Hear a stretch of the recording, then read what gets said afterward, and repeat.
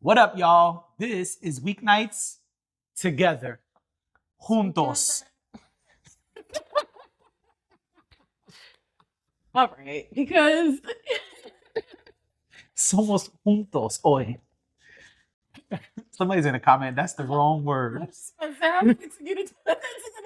you. No, real quick. No. I said together, my brain was like juntos. Oh, because I know sometimes I better just speak Spanish. Haters gonna hate. I am JD, aka He Who Pods, glasses on, so also rear view mirror. And this is my hating ass hater co-host, Dashing D, aka Dash, aka Cool Grandma, but not really, Yep. aka Poof, Vamoose, son of a Vamoose. bitch. Well, we don't really have any topics, so we just gonna, That's all we do. We're gonna talk about what we've been watching. Yeah, We're doing a little different today. there's been, a lot of things coming. It's fall, so there's a lot of TV. There's been a lot of movies coming out. Yep. So we figure we should talk about that. We do regular reviews, but I feel like we haven't been doing a whole lot of reviews lately. So and there's been a lot of music things happening too. That's true. So we've been focused on that. But yeah, you want to kick it off? Sure. What I watched Penguin, but I did that review already. You did that review already. All right. What else? I watched The Old Man season 2. Okay, I have to finish season 2. I haven't finished season 2. Did you like season 2? It was cool. I thought it was a good way of pushing the story forward. Okay. And mixing things up, Mm-hmm. shaking shit up. But I did not like the last episode. Really? I did not like the way the show ended. Oof. Yeah. What stressed me out about The Old Man, I watched the first 2 episodes of season 2. I did watch season 1, but I was like, did I miss an episode or something? I feel like it jumped from wherever they were to where they are now, and I was like, I think I gotta. Yeah. But it was frustrating. But it wasn't a big jump though. But that's the thing. That's why I'm like, did I miss something? Did I maybe not finish the last episode or something like that? So my plan is, the reason I haven't finished season 2 is because my plan is to go back and rewatch season 1 and then watch season 2, because I feel like I'm missing something, and I hate that. I need to watch things in sequence. So if I feel like I'm missing a piece of the puzzle, I will go back and restart so that I can understand everything. Bless your heart. I mean, it's not a long season, so right. It'll be pretty easy. I'm sure there will be a rainy or snowy Saturday or Sunday that I could just bang out season 1 one day. No, don't say the S word. I know. Chicago got its first snow this week. Don't say it. Well, Chicago's different. Chicago's different, but I mean, it's pretty late for them, honestly. But I'm just saying, because if they got snow, that means that snow is... saying the S word. It's going to be the name of this episode. The S word. Upstate got it too. The S word. Stop. But anyway, so yeah, I'm gonna go back. Okay. That's interesting. It was a good season. Lots of twists and turns. Okay. Again, great way of pushing the story forward. Mm-hmm. I just really didn't like the ending of it. Interesting. And I'm feeling the same way with The Old Man about, I don't know if you've checked out The Diplomat on... Dipset. On Netflix. I feel the same way about The Diplomat as I did about The Old Man, where I feel like I need to rewatch season 1. I'm like, what was I doing? I never even heard of that show. But I don't watch Netflix anything. So. It's a show... Ooh, that's actually not true, but anyway. It's a show about... This is a show starring Kerry Russell. She is like thrown into this diplomat role, and she's not... It's like a fish out of water type of thing. It kind of reminds me of like... not necessarily The Old Man. It kind of reminds me of, if you've ever seen Designated Survivor or Madam Secretary. All of those shows where they're political dramas, people were, even House of Cards, maybe a little bit, where people who were Okay. not supposed to be in a position that they're in end up in this position, and now they have to figure out how to navigate it. That's Okay. basically what The Diplomat is, and her and her husband are not really on the best terms, and it's just it's one of those dramas where it's like kind of funny, but then it's kind of gets serious, like Okay. shit gets real. But I started watching episode 1 of season 2, and I was like, is something wrong with me? Because why why do I feel like I need to go back? I was actually happy that I heard somebody else say the same thing. They felt like they needed to go back to season 1, so they could pick up where they left off. And that happens too, right? Like, we watch a show, and you may binge watch a show, and then Yep. that's why lately I take a lot more time with the shows that I watch, Okay. rather than trying to like watch it in a whole weekend or something like that, because I feel like then you don't really get time to process it. You kind of just move on to the next thing. So that's another one. But I will say something that I did finish and did love. Cross. Oh, we spoke about this off pod, but We did speak about this off pod. Cross with Aldous Hodge. Man, you gotta watch it. Yeah, you told me I gotta watch it. You gotta watch it. It's very good. It's really, really good. Cool. The more I think about it, I'm like, man, I would even watch it again. Really? I would even watch the season again. Yeah. Okay. Yeah. I thought it was great. Enough twists and turns. Do you watch? Oh, finish. Sorry. I predicted the ending. As one does. I thought it was great, though.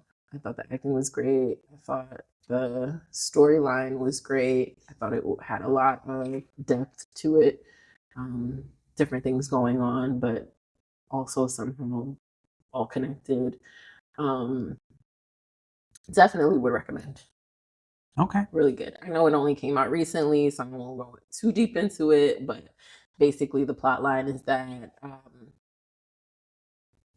Alex Cross the detective. He is investigating a serial killer, all the while he is dealing with the death of his own wife. Okay. And so that whole... Did the serial killer kill his wife, or do we need to watch the show to find that out? You need to watch the show to find that out. Got it. That was my first thought when you said it. I mean, that would be most people's assumption. Okay. That's but it. you Don't gotta say watch nothing the else. show Yeah, don't say nothing to else. find out. So there was a Netflix show I kind of binged, but then I lost access to the Netflix I had the password of. Yeah, Netflix cracked down.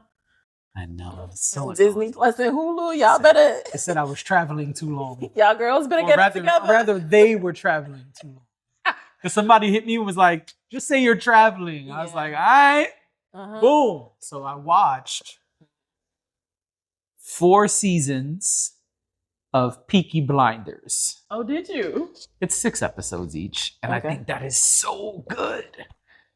Really? Because there's no dragging in that show. Really? It is 6 episodes where shit is constantly happening. Interesting. I've heard good things about Peaky Blinders. I've Well, just never watched. I never watched it until recently, but then I heard the movie is coming. They are now filming the movie, and it's all the same people. And Killian won his Oscar. So I'm like, oh, okay. But I'm like watching this show, like, how did he not win an Oscar before? Or an Emmy or something? He didn't? No, but it's British TV, I guess. I think it was...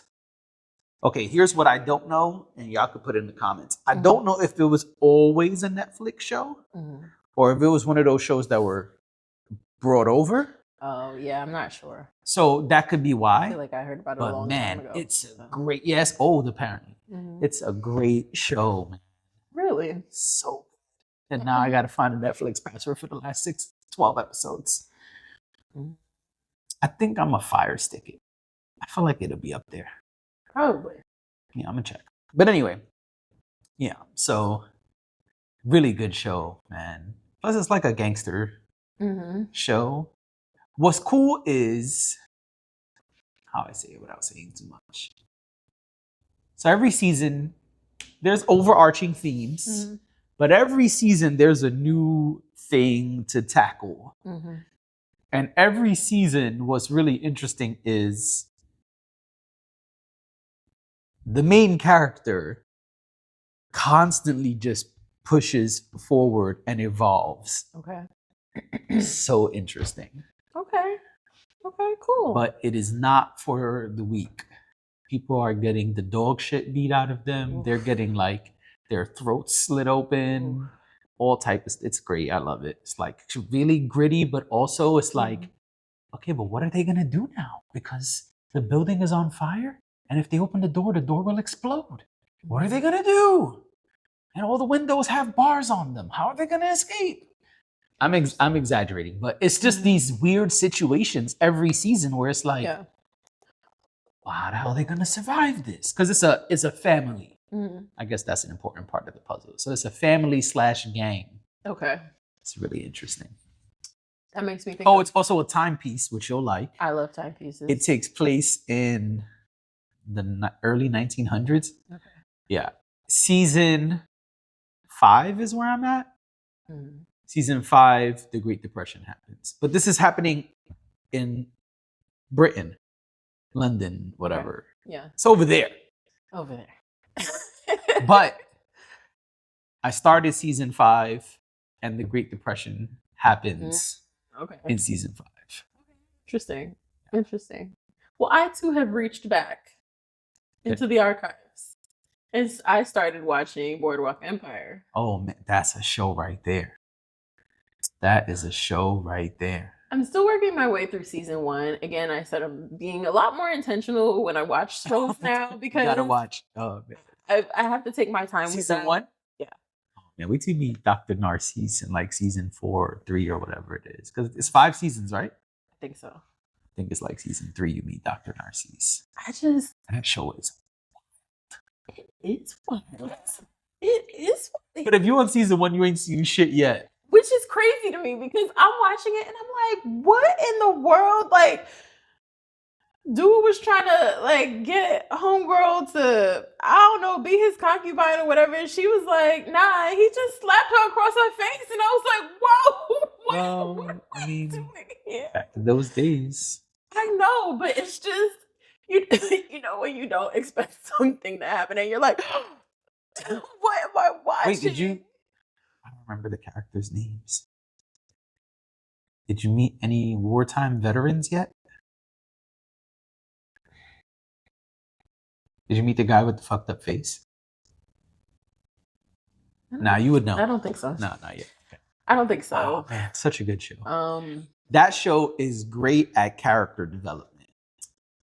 Scorsese wrote his ass off. Whoever wrote it, I don't know if he wrote it. I know Mark Wahlberg is involved. And Scorsese. But I don't remember who's the writer, who's the director, who's the executive producer, whatever. But the writing in that show is really, really good. The only problem with that show is the last season is terrible. Well, you know. Oh, every show is a terrible season. A lot of shows, when they know it's the last season, they do some old bullshit. But yeah. There's even videos of like the final episode being broken down, and the final episodes make zero sense. There's like a really important thing that happens at the end of the show that mad people have done videos on, and they're like, how does this make sense? Right. Yeah. Well, it's kind of like, and you're not gonna like this, but when Gossip Girl ended, listen, just hear me out. I'm listening. Because conceptually, it's the same thing or similar. In the sense that, okay, so throughout the entire, there were 6 seasons, throughout the entire series, you don't know who Gossip Girl is. There's all this speculation about who she could be, if she's a she. You don't know. Gossip Girl is like this internet this person that lives behind the computer, and you don't really know who Gossip Girl is. But Gossip Girl is the one who is like moving the story, right? There are a couple instances where people take like, you were about to smack it off. Where people take over the mic. Yep. Where people take over the Gossip Girl account, so you know who's intervening, but you never really know who it is. So the final season addresses who Gossip Girl is. The final episode tells you who Gossip Girl is. When they tell you who it is, you're like, nah, that's not what y'all just came up with this, right? Like this wasn't always who this was supposed to be.